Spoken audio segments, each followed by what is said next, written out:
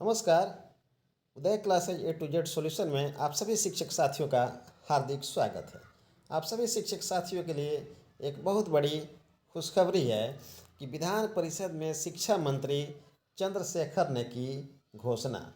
विधान परिषद में शिक्षा मंत्री चंद्रशेखर ने की घोषणा। अब शिक्षा मंत्री चंद्रशेखर जी ने क्या घोषणा की है, आइए इसे हम देखते हैं कि ऐच्छिक तबादले का लाभ शिक्षकों को, ऐच्छिक तबादले का लाभ सभी शिक्षकों को। शिक्षा मंत्री चंद्रशेखर ने विधान परिषद में ये घोषणा किया है कि शैक्षिक तबादले का लाभ सभी शिक्षकों को मिलेगा।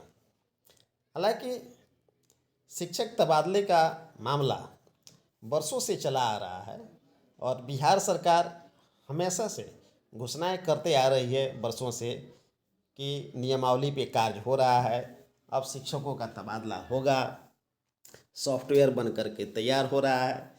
जैसे ही सॉफ्टवेयर बन के तैयार होगा, शिक्षकों का तबादला शुरू हो जाएगा। एक कई वर्षों से हम सभी शिक्षक सुनते आ रहे हैं, अब पता नहीं ये शिक्षक तबादले की नियमावली बन रही है, पोर्टल बन रहा है, सॉफ्टवेयर बन रहा है या बीरबल की खिचड़ी बन रही है। समझ में नहीं आ रहा है कि ये कैसा पोर्टल है, कैसी नियमावली है जो आज तक बन करके तैयार नहीं हुआ।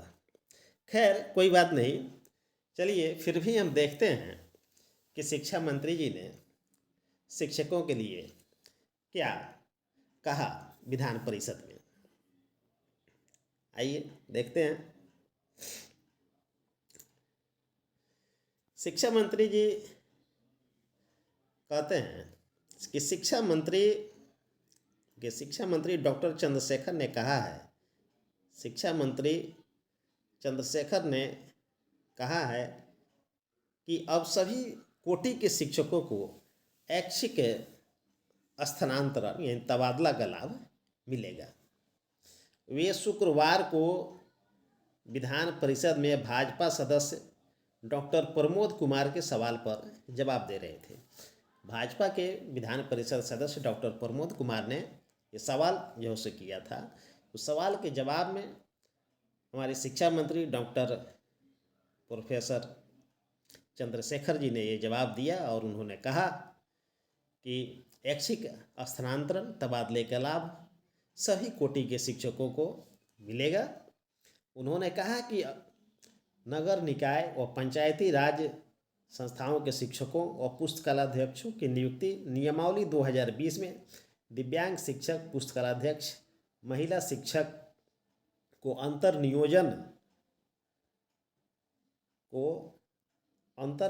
नियोजन इकाई में, जिसमें अंतर जिला शामिल है, को उपलब्ध रिक्त पद पर एक बार ऐच्छिक तबादले की सुविधा दी गई है और इसी के तहत पुरुष शिक्षक पुस्तकालयाध्यक्षों की एक बार अंतर जिला सहित अंतर नियोजन इकाई में पारस्परिक तबादले की भी सुविधा मिली है। लेकिन अब इस नियमावली में परिवर्तन कर दिया गया है। क्या परिवर्तन हुआ है यहाँ देखते हैं कि मगर अब वर्तमान नियमावली में संशोधन कर सभी कोटि के शिक्षक और पुस्तकालयाध्यक्षों को इसमें शामिल किया गया है।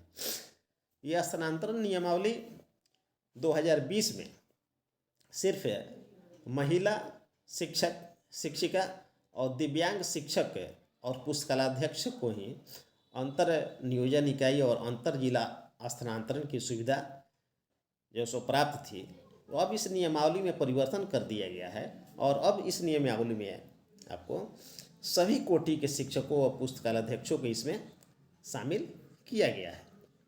शिक्षा मंत्री जी का कहना है कि वर्तमान में स्थानांतरण के लिए सॉफ्टवेयर निर्माण की प्रक्रिया चल रही है और सॉफ्टवेयर ट्रायल के बाद स्थानांतरण की प्रक्रिया प्रारंभ होगी। ऐसा शिक्षा मंत्री जी ने कल यानी कि शुक्रवार को विधान परिषद में डॉक्टर प्रमोद कुमार के सवाल के जवाब में उन्होंने ये घोषणा किया। उनके सवाल के जवाब के दौरान ये बात कही। तो उम्मीद की जा सकती है कि शिक्षा मंत्री जी अब जो बातें कह रही हैं, शायद वो कह रहे हैं, शायद वो लागू हो जाए, ताकि वर्षों से सभी शिक्षक इसके लिए आस लगाए हुए हैं और उम्मीद लगाए बैठे हैं कि हमारा स्थानांतरण होगा। और शिक्षा और शिक्षक के हित में भी ये आवश्यक है कि स्थानांतरण की प्रक्रिया हो। मेरे समझ से यदि बिहार सरकार स्थानांतरण की प्रक्रिया यदि अपनाती है और शिक्षकों को स्थानांतरण का लाभ मिलता है, तो गुणवत्तापूर्ण शिक्षक में कम से कम 40% सुधार अवश्य आएगा।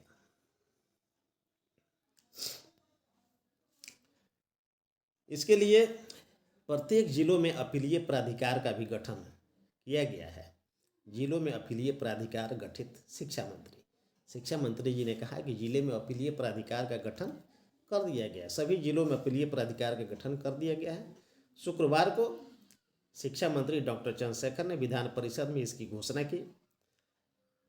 भाजपा की निवेदिता सिंह ने ध्यानाकर्षण के माध्यम से यह सवाल उठाया था। उन्होंने कहा कि इस समय नियोजित शिक्षकों की बहाली की प्रक्रिया चल रही है और बहाली में पारदर्शिता रखने के लिए राज्य के सभी जिलों में अपीलीय प्राधिकार के गठन की आवश्यकता है।